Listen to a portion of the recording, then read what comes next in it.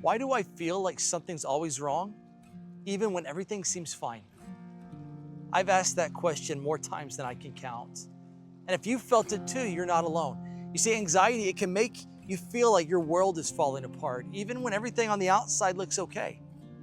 And no, it's not just in your head, and it's not a flaw or a failure. I mean, the truth is your brain, it might be doing exactly what God designed it to do, scan for danger, keep you safe. But sometimes that system, it gets stuck in overdrive and it won't shut off even when there's no real threat. Anxiety is your brain's alarm system. It's trying to protect you. But the problem, it doesn't always know when the danger is real or imagined.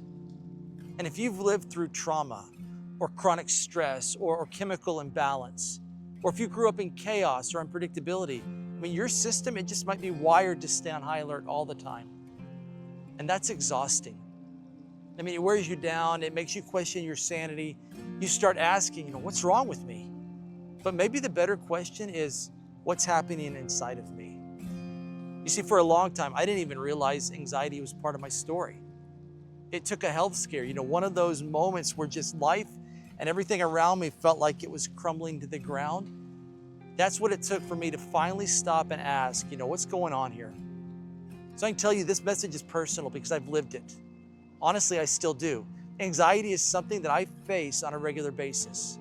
Sometimes I have to remind myself of what's true, not just once, but throughout the day, over and over and over again. But here's what I've learned. It's that God meets me in it. Not with shame, not with pressure to get it all together, simply with quiet, steady presence.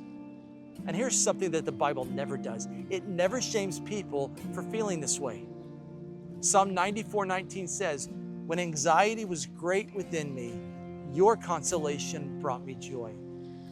That word consolation, it means deep comfort, not surface level distraction, not fake positivity, but the kind of comfort that meets you in your fear and helps you to breathe again. Some translations say it this way: your comfort renewed my hope. That's not guilt. That's not a lecture. That's not pressure to do more or be better. That's simply joy and comfort and presence. Because you see, the God of the Bible, He doesn't shrink back from your anxiety. He doesn't say, what's wrong with you?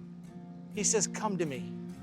If you want rest, come to me. I care for you. I know how this feels, because Jesus Himself in Gethsemane, He was overwhelmed to the point of death. The Son of God sweat blood because He was facing just so much pressure.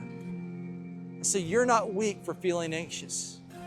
You're not broken. You're a person with a nervous system, a story, a soul that's been through things. And God knows that. And He sees you, and He invites you to bring your anxious thoughts to Him. Not later, not once you've pulled it all together, but right now, as you are. And so if you've been asking, why do I feel this way all the time? It's not because God is distant or disappointed. It might be your body crying out for rest. Your heart asking for comfort. Your soul needing truth. And let that truth meet you today, right here, right now. I want you to breathe this prayer in. God, you see me. You are with me. And you walk with me through it. And say it again and again, and let that truth sink into your heart.